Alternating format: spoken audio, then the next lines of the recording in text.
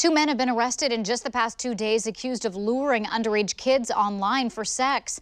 The Washington County Sheriff's Office has now arrested Ricardo Infante Perez and Lafayette Castillo. They are charged with multiple crimes, including rape and sex abuse.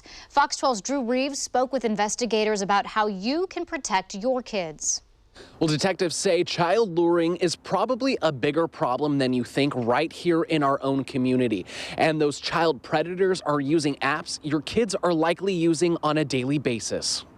Snapchat, Instagram, TikTok. They're apps you've probably seen on your kids' phones. They're also some of the biggest ways deputies say child predators are trying to find your kids. Almost anything that you can think of where you're going to be able to have one-on-one chats or interactions, that's an opportunity for a child predator. The Washington County Sheriff's Office says two men managed to make contact with minors online.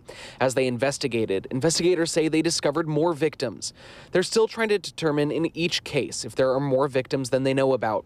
And they say these crimes are becoming a pervasive threat. It is shockingly easy to pretend to be a child and to have conversations with adults.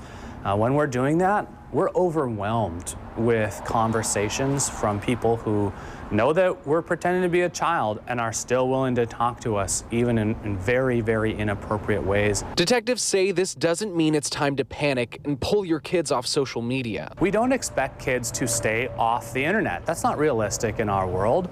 And there's lots of great things about it. They use it for school, and they need to know how to use it responsibly as they grow up. But they say it's important that parents are checking with their kids and educating them on responsible internet behavior. Parents have got to be having specific discussions with their children about what these things look like, what to be aware of, how to protect themselves, and who to talk to if something happens. Detectives say check in on who your kids are talking to and be aware of anyone asking for personal information or anyone who tries to move them from a public forum to a more private way of chatting.